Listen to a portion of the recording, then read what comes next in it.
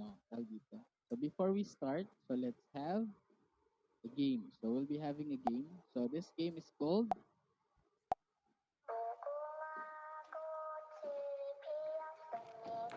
yan, red light, green light. So for this game, para siya sa Squid Game, no? Pero mukha naman tayong tanga kung mag-open tayo ng camera at tatakbo-takbo tayo. No? So hindi ganun yung gagawin natin. Okay, so ang gagawin natin ay iba. Okay? So I'm gonna give you an example. So, kapag, magbibigay ako ng category, and then your job is to name, tawag dito, name in particular about that category. Kunwari, sinabi ko, give me a name of our Philippine heroes. Kunwari, ganun. So, ang goal nyo ay makapag-type in ng madami. Pero syempre, hindi nyo isi-send. Okay, wag nyo muna siya isi-send, i-ready nyo lang siya. Bibigyan ko kayo ng time to do that. So kapag naka-green light, yan, kapag naka-green light, ibig sabihin, that's the time that you are allowed to send your answers. So, iisang sendan lang yun ha. Pag naka-red light, bawal mag-send ng kahit na ano. Kapag nag-send kayo, you will be shot. Okay, so para pag nabaril kayo, hindi na kayo kasali sa laro. Okay? So, kunwari, pag sinabi ko kapag magbigay kayong pangalan ng mga bayani, so dapat itatype in nyo lang yan, pero bawal nyo muna i-send. You have to wait for green light.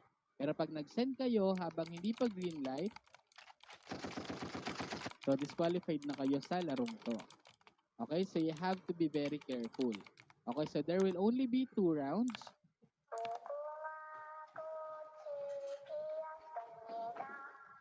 Yan.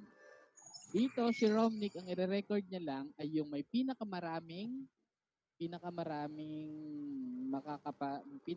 points na makuha. Kung gaano karami yung mapapangalanan nyo, ganun karami yung points nyo.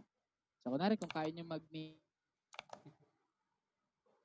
ng 20, so kung kayo highest, so you will receive 20 points. Lahat ng points na makukuha nyo for business process design and management will be added for your class participation. 15% of your grade din yun. So, sayang, di ba? So, si Romnick, ang hindi siya kasali dito, so, take note niya lang yung makukuha nyo per game. So, yun yung gagawin lang ni Romnick. So, again, isi-send nyo lang, saka lang kayo magsisend ng sagot kapag naka-green light. So, kapag hindi pa green light, huwag nyo isi-send yung sagot. Kasi kapag nag-send kayo ng naka-red light, disqualified na kayo sa larong to. Okay, so I'm gonna give you a category and then your job is to name ano bang tamang term for about term doon. Basta magbibigay kayo ng names particular do sa category ng kung ilan yung kaya nyo. So kung ilan yung makuha nyong point, ayun, mas marami, mas mataas yung points. Yan, tama. So that's the term. So thank you. So let's start. So here's your first round.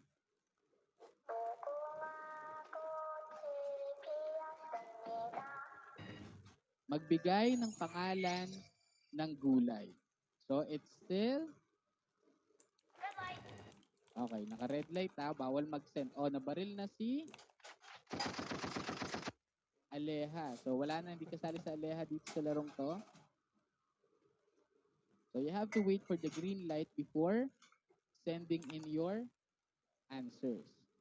So habang naka-red light pa, mag-type in na kayo na mag-type in ng gulay. Tapos, send nyo kapag naka-green light na. Green light! Yan, that's the time that you will be sending your gulays. Yan. So kapag nag-red light na, bawal na mag-send ng kahit na ano. Red light! Okay, so hanggang kay Michelle Allison lang tayo. Sige, hanggang kay Jenny Lynn. Ang technique dyan, itatype in nyo na, hindi nyo isa-isahin. Yung tipong, kunwari, kagaya nung ginawa ni Reka, ayan, ang dami, oh. Yan. So, isang sendan lang. Hindi yung mamaya-maya potato, ganun. Tapos, biglang ampalaya. Ang hirap nun, itra, kawawa naman si Romney. Diba? So, kailangan, So, feeling ko naman ang pinakamaraming nakapag-send ay si Reka. Kanya-kanyang diskarte yan. Ay, teka, si Richmond ang dami din. Bilangin natin yung kay Richmond. So, wait lang. Richmond. Ay, kay Reka muna. 1, 2, 3, 4, 5, 6, 6, 7, 8, 9, 10, 11, 12, 13, 14, 15, 16, 17, 18, 19, 20, 21, 22, 23, 24, 25, 26, 27, 28, 29, 30, 31, 32, 33, 34, 35, 36, 37, 38, 39. Okay, sige, 39. The rich one, 1, 2, 3, 4, 5, 6, 7, 8, 9, 10, 11, 12, 13, 14, 15, 16, 17, 18, 19, 20, 21, 22, 23, 24, 25, 26, 27, 28, 29, 30, 31, 32, 33. So, 35 lang. So, ang panalo ay si Reka. 39 will receive, Reka will receive 39 points. So, let's have, okay lang kahit English. Okay lang yun, ba kayo? So, let's have our next round.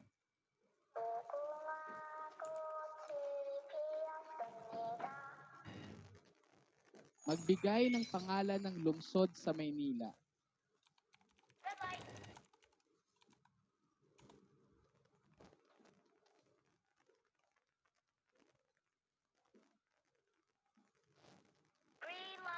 Please send your answers now.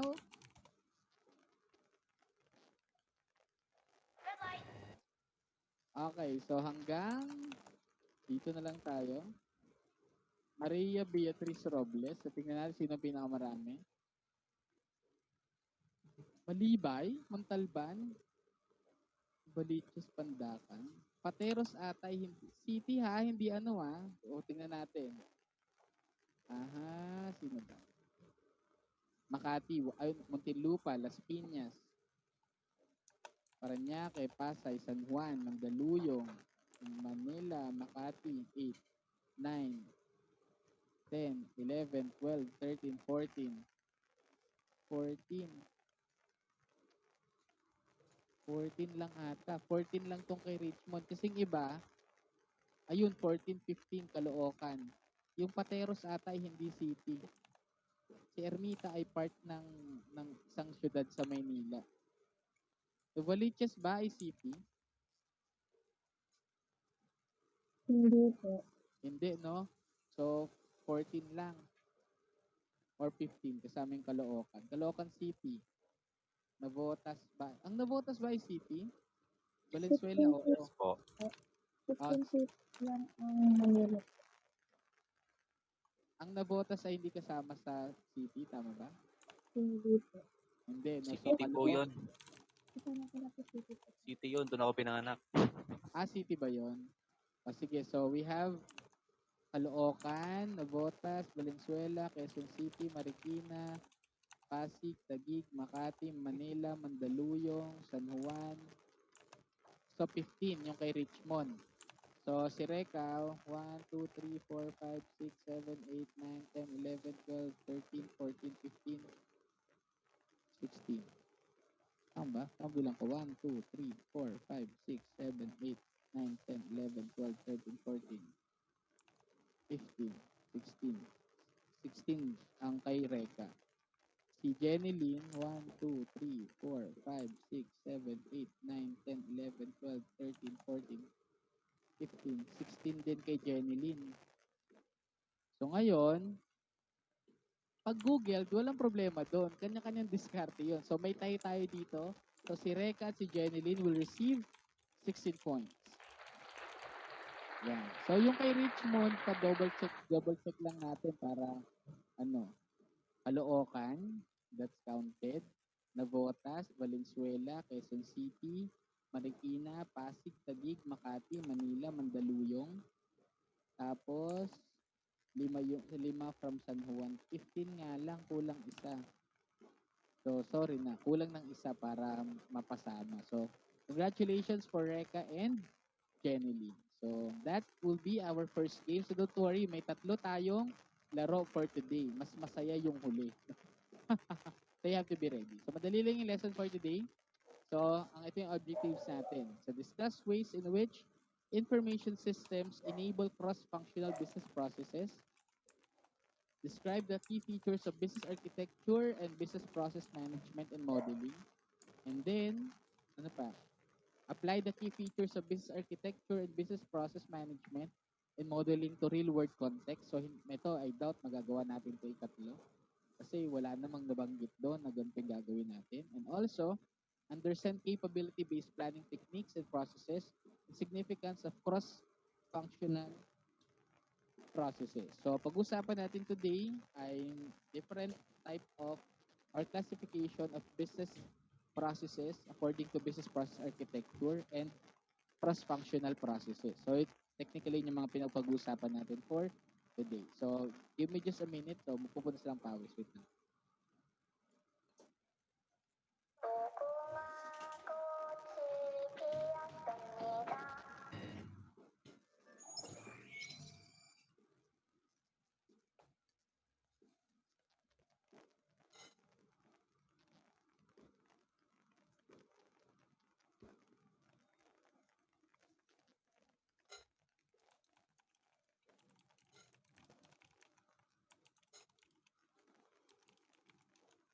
Okay, so let's continue. So the first thing that we're going to talk about today is the classification of business process architecture. So there are three: core, support, and management processes. So may tatlo tayong pag-uusapan na classification ng business process architecture. The first one is core processes. So these core processes is also known as the principal processes or primary process. Okay? These are actions that an organization must undertake in order to achieve its goals and objectives, fulfill its mission, and realize its vision. So, any processes na in-implement natin, as long as it's aligned to the achievement of our goals, it contributes para ma-realize kung ano yung vision natin at ma-fulfill yung mission natin, that is a core process. It is an organization essential processes which most likely 4 or 8. So according to researches, an average is 4 to 8 core processes ang meron sa isang businesses. Okay, so ang tanong dyan, sir, ano ba yung mga core processes na yan? So these core processes commonly make up the value chain. Okay?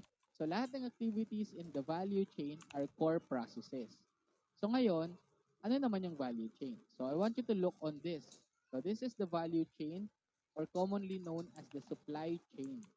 So dito sa chain na to, dito pinapakita kung paano nabubuo yung produkto hanggang sa paano yun nakakarating dun sa doorsteps ng mga customers natin. It all starts with the acquiring of raw materials needed for manufacturing. Okay? That's for inbound logistics. Pagpasok ng raw materials para i-process sa operations at gawing produkto. So, ang tawag natin doon, pag-aaralan natin yun soon, ang tawag doon ay procurement process.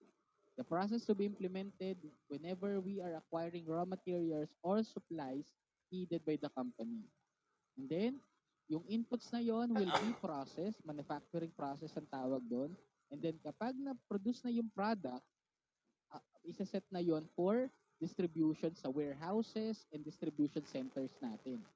Okay, yun yung outbound logistics. Ang tawag na doon, syempre, ay, kalimutan ko yung process, pero may tawag doon, sorry. So, yon, ipapadala natin siya sa warehouse at mga distribution centers natin. Okay? But pag sinabing logistics, this is the process of, this is the process of moving resources from one point or from the point of origin to the point of destination. So example ng mga companies that move resources from point of origin to point of destination ay LBC, JNT, Togo, or Ninja Van, mga ganon. Yun yung mga logistics companies. DHL, yung mga ganyan. So sila yung nagmo-move ng resources from one point or from the point of origin to another or to the point of destination. And then syempre, yung products natin cannot be sold on itself, cannot sell itself. So, kailangan i-market natin yun or we have to implement marketing and sales para mabenta yung produkto. So, may sales process at marketing process to be implemented and then delivering of value or their fulfillment process sa last part. Okay, so lahat ng yan are processes. So, lahat ng sinabi kong processes, those are examples of core processes. They commonly make up the value chain. So lahat ng ginagawa natin to satisfy and to give value to our customer, those are core processes. Yung cashier na in-implement, I mean yung process na in-implement ng isang cashier ay core process yun. Okay?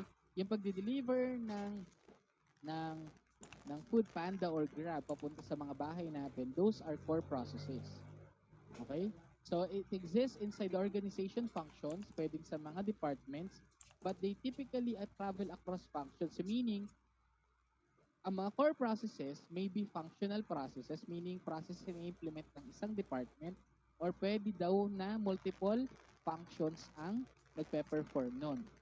Okay? So, it travels across functions and departments, or even between businesses. So, pwedeng yung core processes involve two businesses collaborating, sharing information together, and performing the process together. So, kunwari, umorder kayo sa McDo. Tapos, through the Grab app. So, ilang businesses ang involved? Dalawa. Diba? Core process yun? Yes. Order fulfillment process. Okay? And then, syempre, from that description, core processes can be cross-functional. Gaya ng sinabi ko kanina. Okay? So, core processes are involved in, so as examples of core processes, it may be involved in product development. So, pag sinabing product or service conception, ito yung time na iniisip pa lang natin kung anong produktong ipoproduce natin. Product conception yun. Kumbaga sa tao, pinagbubuntis pa lang yung produkto bago pa ipanganak. Okay? So, generation of ideas, kung ano magiging features, yung mga yan ay core process na. Hanggang sa ma-develop yung produkto into a tangible product. And then once na-develop yan, ipopromote yan, core process din yun. And then pag deliver yung value to our customer, pag sabing delivering of value, ibebenta na natin, may transfer of ownership na from you, the owner of the product, to the customer. Process din yun, core process yun. And then, generating feedback from them and providing after-sales assistance are also part of core processes or are also considered as core processes. Kaya nga sinasabi ko lang sa estudyante ko, natatapos ang pag-fulfill ng order, hindi kapag naibigay mo yung order. Matatapos yan kapag, una, wala siya naging problema doon sa produkto, or pangalawa, nagkaroon ng problema, kailangan mong palitan at napalitan mo. Okay, so kaya kailangan you have to generate customer feedback and provide after-sales assistance para kapag nagkaroon ng problema, you are there to respond to the problem. So part ng order fulfillment process palagi ay yung return and exchange or refund. Okay, so kunwari dinasiyan si customer sa product, then they have the right to ask for a refund or a replacement of the product. Or at least magbigay tayo ng warranty para ma-cover ng warranty yung mga problems that they may encounter as they use the product. Okay, so all of those things that I mentioned kanina are part of core processes or can be considered as core processes. Okay, so do you have any questions about it? Meron bang tanong? Okay, kung walang tanong, then let's have our next type of process, support processes. So ngayon, core processes, support processes, for the word itself, it's a process that supports something, tama? So ganun yung pinakamadaling pagkakaintindi dito. So anong sinusuportahan ng support processes? This support processes supports the core processes. So without the support processes, itong mga core processes na to may not function well. So kaya nga sabi dito, support processes are enabling activities that provide the resources and infrastructure that primary processes, pag sabing primary, kagaya sinabi ko kanina, ito yung mga core processes that they require in order to help the value delivering core processes. So without core support processes, value delivering in core processes would be impossible. Okay? So they add value to internal customers but do not directly deliver value to external customers. So ano ibig sabihin yan? Pag sinabing internal customers, these are your employees. So itong mga support processes, ini-implement natin to not for the benefit of the customers directly, but for the employees. Employees ang sinusuportahan ng support processes. Pero because of support processes, the core processes can deliver value to our external customers. Ito na mga kliyente at mga consumers ng produkto natin. Okay? Hindi man sila directly nagbibigay ng value to external customers, pero indirectly, we are providing value pa din. Because they are there to provide support for our employees who are performing the core processes. Okay? So the question is, an example nun? IT is is support processes. Nagkaroon ng problema sa operations. Nagkaroon ng problema sa automation sa manufacturing. Sino tinatawag? Hindi naman Ghostbusters, di ba? Ang tinatawag, IT help desk. So you're there to provide solution in related sa information and communication technology, di ba? Finance is there to provide money para sa kakailanganin projects ng marketing, di ba? Para sa kakailanganin na raw materials ng operations, yan. And then human resources.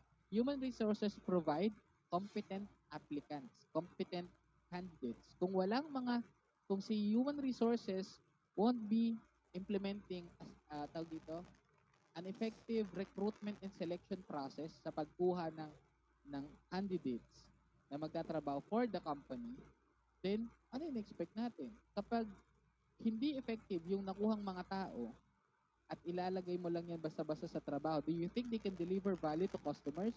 So the answer is no. So the role of human resources is to ensure that we are hiring and acquiring employees or best employees from the pool of applicants. Kasi sila yung mag-deliver ng value to our customers. Okay, so that's for support processes. Now let's move on with management processes. So this is the last classification of process in business process architecture.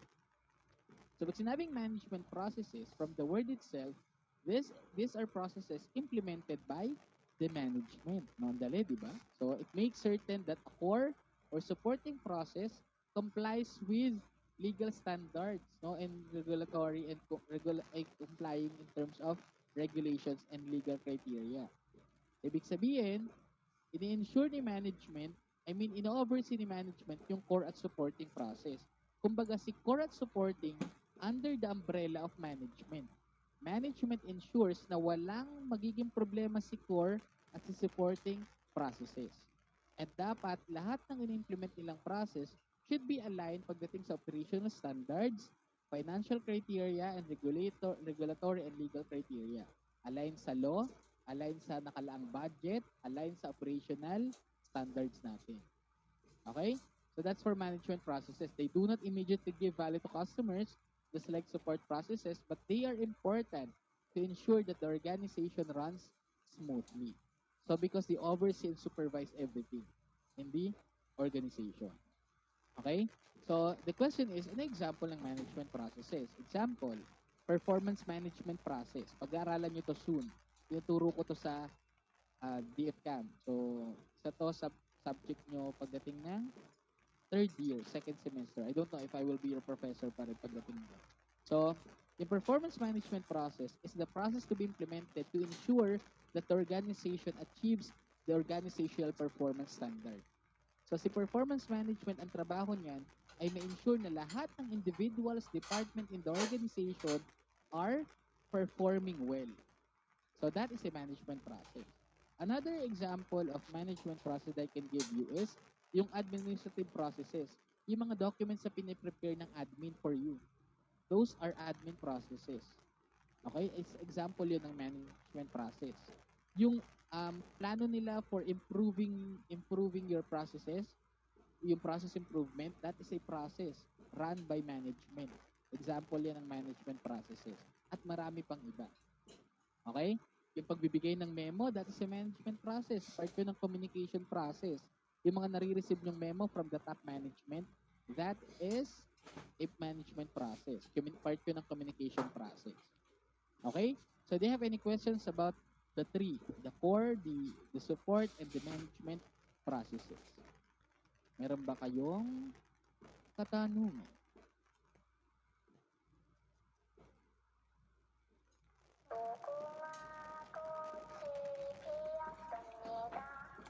Okay, kung walang tanong, let's have our Act 2. So, ngayon, you are gonna guess the song that I'll be playing.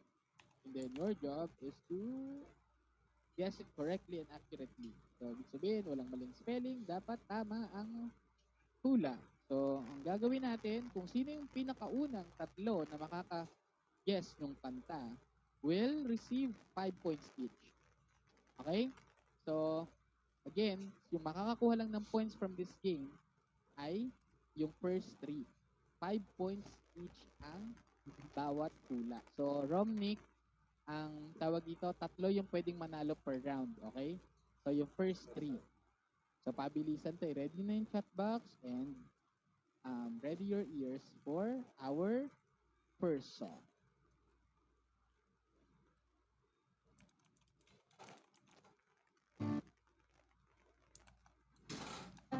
Nang walang takot at walang pangamba, tadhana'y merong tip na makapang.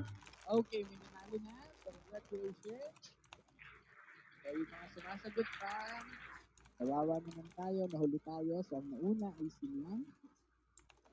Si Reka, walang kwenta yung sagot, di ba? So, ang nauna ay si Harry, si Andre, at si Clarence. Congratulations. So, Romnick, ka nang bahala Nagpa 5 points sila Andre, Clarence, and Harry. Okay, let's have our second song.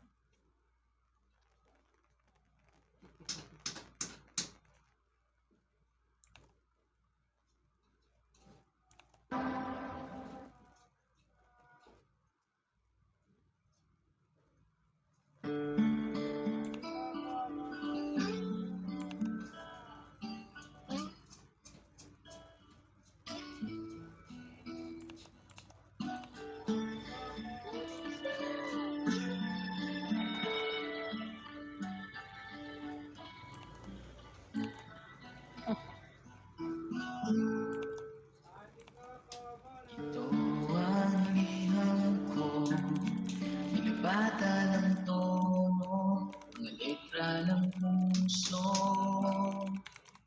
nanihimik sa'yo, may tagal na tinago, gantay lang ng tiyempo. Pakinggan sana ang awit ko, para lang sa'yo.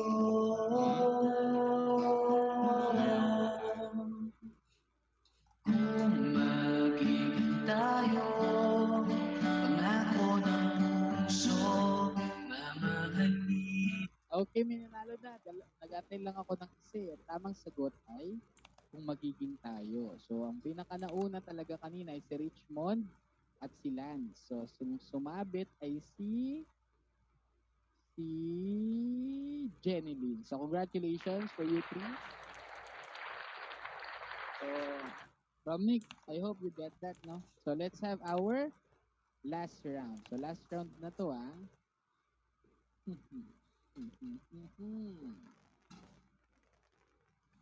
Teka lang.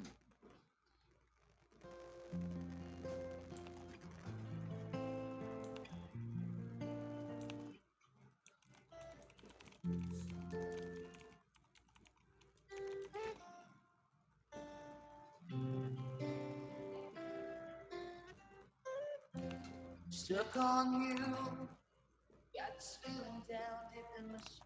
Okay, so may nanalo na. So, ang nauuna ay si Daniela, tapos si Margarita, and then si Jerusa. So, congratulations for you three for receiving 5 points.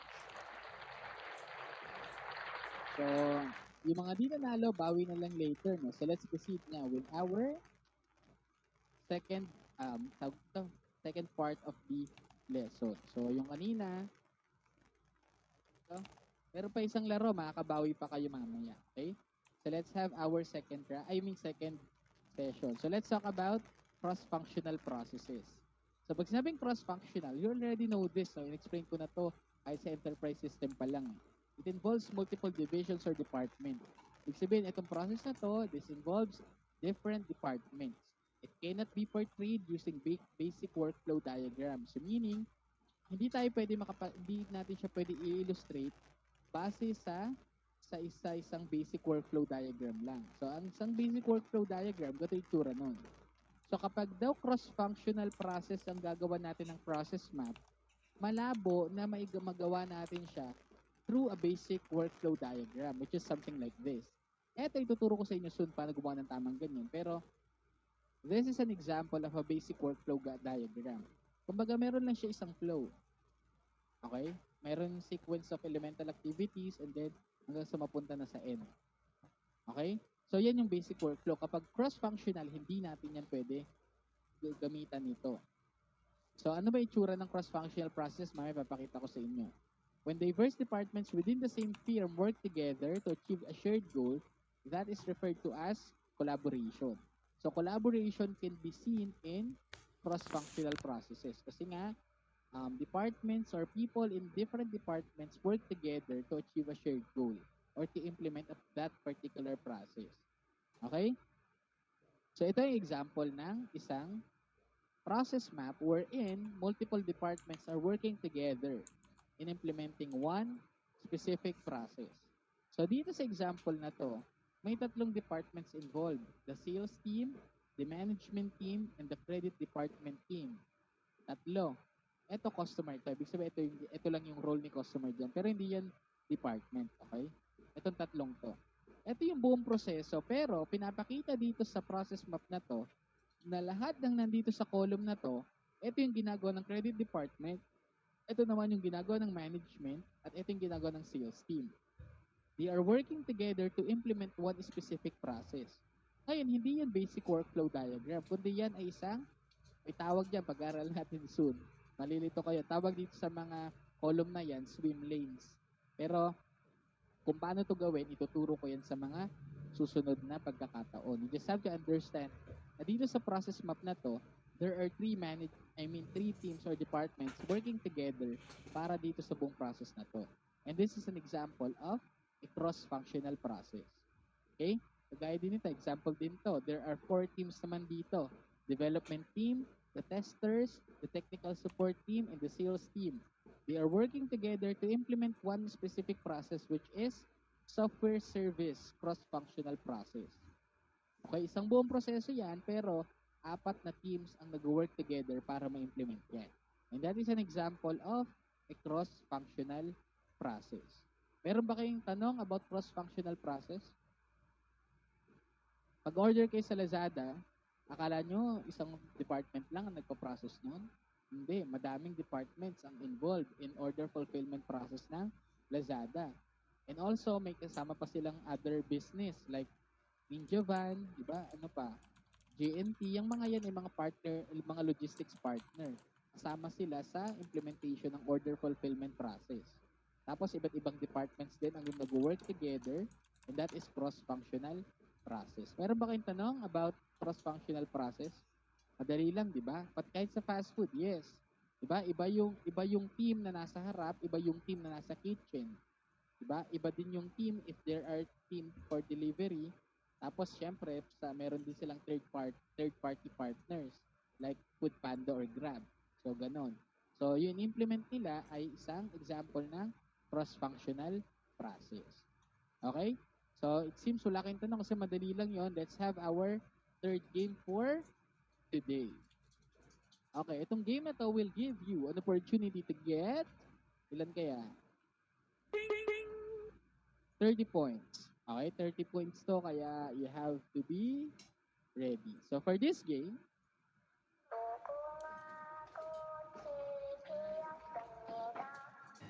the first rule is to turn on your cameras. No, pero mamaya pa yun. So, to turn on yung camera nyo, only for those individuals who would want to participate. But if you don't want to participate, then that's your right. Diba? We are in tawag dito, democratic country after all. No? So, ang pangalan ng larong to ay, syempre, Bring me. Yan.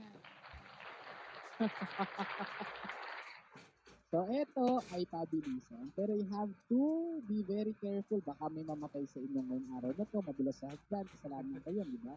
So, dapat, walang masasaktan dito. Huwag yung bring your mother with plastic cover. Ano yan? Loko-loko. Walang masasaktan dapat dito, ah.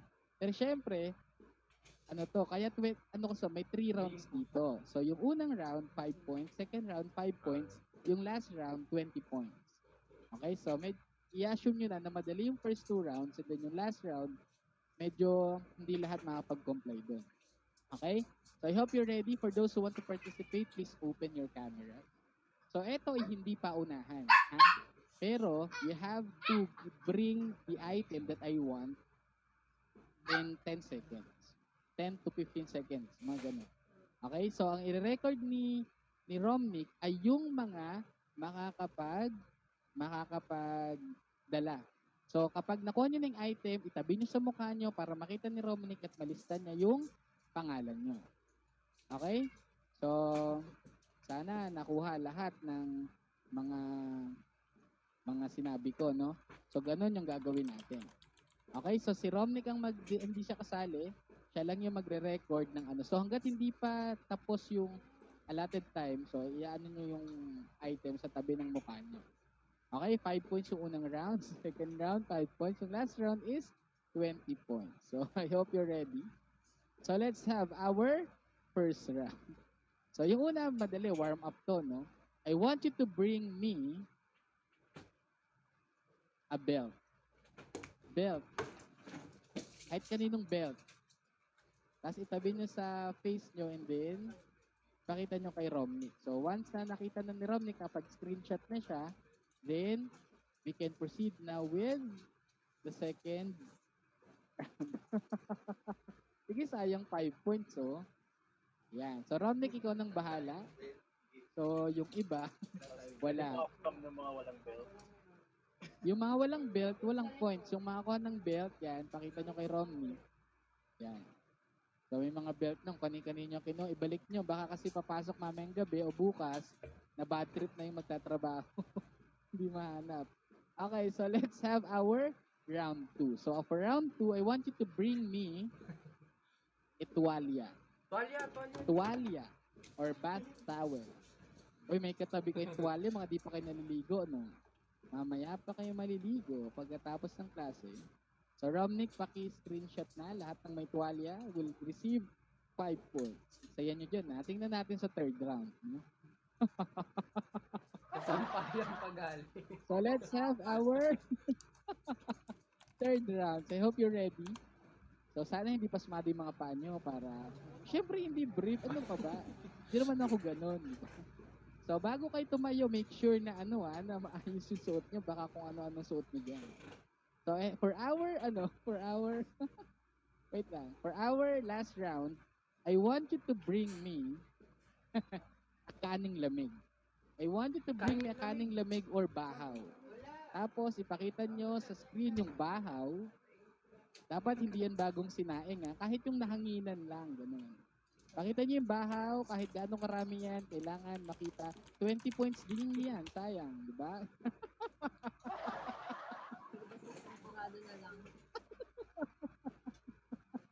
Wala na kaming kanin. Sige. Sir, isang dakot lang. Okay, isang dakot. Wala talaga kahit ano. Romnick, Totoo napiknano na. mo na, nakuha mo na. Po, pwede pa, Paulit-ulit, patingin mo yung may sinangag tuloy ng bahay. Oy, baka panis na yung iba dyan. Wala na sir, nakain na. Okay, so Romnick, okay na? Okay na? okay na po, sir. Okay, sige. Let's have our last discussion. So, konti na lang to. I might be able to dismiss you as early as 3:05 p.m. So, thank you for participating. Let's have our last part of the topic. So, ngayon, pag-usapan naman natin ay cross-functional process management. Kung kanina cross-functional process, ngayon, ito naman. So, when you say cross-functional process management, it's actually a responsibility of managers in different departments. So, ang trabaho ng cross-functional process management is to ensure that as we implement the cross-functional process, dapat may coordination yung mga departments. So, pwede kasing i-implement yung process pero ng bawat isa pero walang coordination between them. So, paano natin masasabing walang coordination between them? Let me give an example.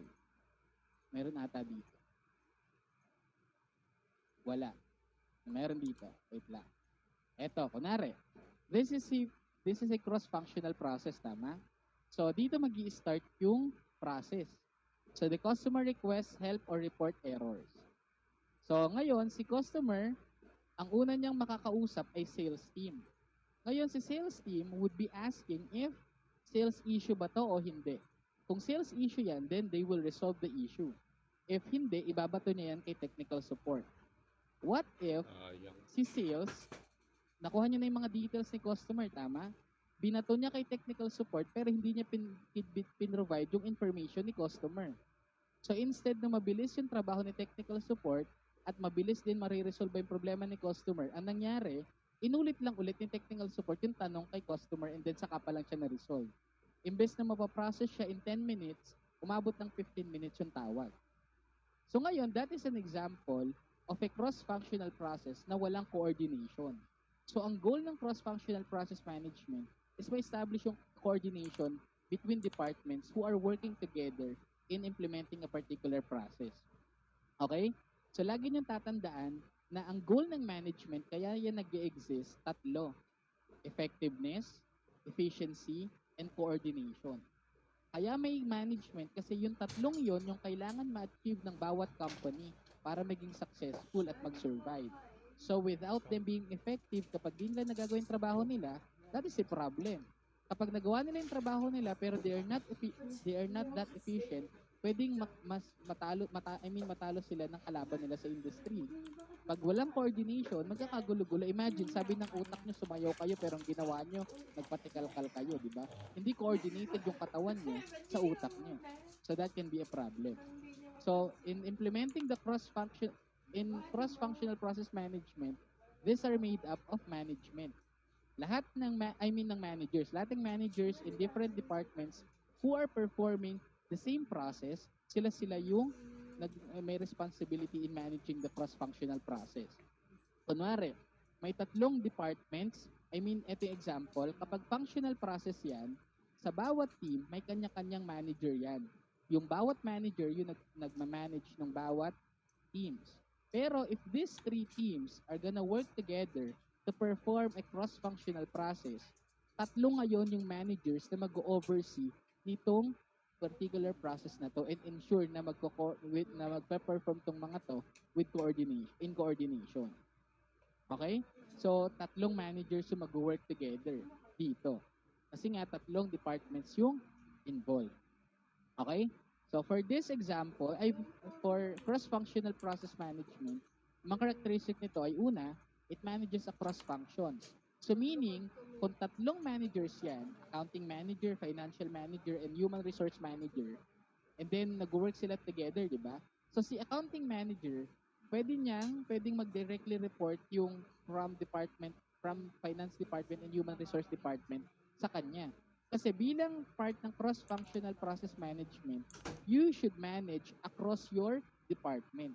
So, hindi porket manage part ka ng accounting department. So, yung mga black lang dito, yung tututukan mo. Wala kang paki sa mga naka-blue at sa naka-white kasi ibang department sila. Hindi ganon. You should manage across departments. You should oversee all these six to ensure na smooth yung pagpe-perform or pag-implement ng particular process. Ganon din yung other two managers. They should manage across across three departments. Okay, dun sa example natin. Ano pa? Bumabalik. So, it provides leadership to synergize different areas of expertise. So, when say synergize, ito yung paggamit ng skills, lahat ng talents ng bawat empleyado as if they are one. Kumbaga parang Voltes 5, nagsisynergize yung 5 para mag-iisang malakas na robot, di ba? So, ang goal ng mga managers, though the individuals or employees come from different departments, they have to work together as if they are one. Ibang angas, parang pang fairy tale lang, no? Marami sila, iba-iba sila, pero pag lumaban sila, spirit of friendship and love, no? So, ganun din. And also, it adapts both vertical and horizontal outlook. So, ano ibig sabihin nito? So, I have here an example. So, how do we adapt horizontal and vertical outlook kung tayo yung manager? Kapag vertical outlook, ito yung manager, yung nasa baba niya, yung subordinates niya, tama? So, managers should be managing their subordinates. Tama? That is vertical outlook, pababa. Pag sinabing horizontal outlook, yung manager is no longer responsible only dun sa subordinates niya, pati dun sa kapwa managers niya. Vertical looking siya. So kung tatlong departments yan, tatlo kayong managers nag-work together, responsibility mo din yung gawa nung other managers involved in the process. Okay, kaya sinabing horizontal outlook. Vertical, ikaw, pababa sa yung subordinates. Horizontal, yung ka-level mong managers. Okay, so that's the idea of cross-functional management. Okay? So, ang benefits nito, una, it minimizes sub-optimization. Kapag may coordination among departments sa pag-implement ng cross-functional processes, ano ibig sabihin, i-minimize na nito yung sub-optimization? Anong ibig sabihin ng sub-optimization? When sub-optimization happens, merong isang part ng process na may improve. Let's say, for example, etong si credit department, in-improve nila, binago nila itong process na to, activity na to, para mas bumilis. Kaso, maganda naman yung intention na bago to without communicating to the management in to the sales team. Binago nila to, bumilis yung proseso nila, pero naapektuhan yung isang activity ng management at ng sales. That is sub-optimization. Meron tayong magandang ginawa sa isang part, pero naapektuhan yung other parts, so parang wala ring nangyari. Sub-optimization ang tawag doon. Pero kung may coordination between departments who are working together, pag may binago ko na rin si credit department, kakausapin niya muna si sales team and si management. We're planning to change something in the process. Would it be affecting negatively your process? If the answer yes, then hindi nila babaguhin or pwede nilang ayusin pa ulit para hindi maapektuhan negatively yung ibang part ng proseso. And that's how we optimize the whole process. Dapat may coordination between teams who are involved. Ngayon, kung binago lang nila, walang coordination, binago lang nila yung isang activity in the process, tapos na-improve yun, pero naapektuhan negatively yung iba, then that is sub-optimization. Okay? It enhances creativity and innovation. Kasi nga, di ba, sabi, two heads are better than one. Totoo yun. Di ba? Pag sinabing it enhances creativity, so meaning, because of many individuals working together, mas maraming ideas ang pwede nating ma-generate. Creativity is not about aesthetic skills or design skills now in management. Pag sinabing creativity in business, that is your ability to generate ideas and use those ideas in solving problems. So, ibig sabihin, the more people who are working together, collaborating, communicating with each other, the more ideas they can generate and the more problems they can solve. And also, if madaming ideas yan, it gives room for greater innovation. Alam naman na natin yun. It promotes information sharing, we already know that, and puts the focus on the customer.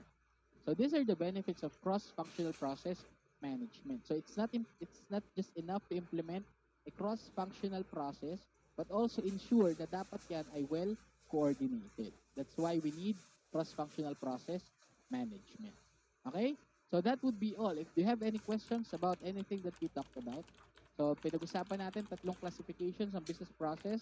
According to business process architecture, we have core, support, and management. And we also discuss a special type of process which is called cross-functional process, wherein two or more departments are involved or organizations are involved.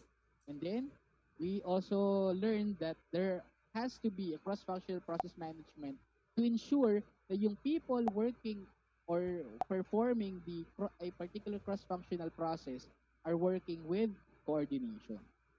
Okay, madali lang, tama? So I hope you enjoyed the lesson. And if you don't have any questions, then I won't hold you any longer. It's already 3:02 p.m. Masyado tayong maga, but I want you to enjoy the afternoon. So I'll be dismissing you now. And if you don't have any questions, unmute the microphone so we can dismiss the session peacefully and loudly. So that will be the end of season. I'll see you on Saturday. That's all for today. Class is dismissed. For Narnia. Okay, bye-bye kids. Bye-bye. Yeah. Yun na, bye-bye na.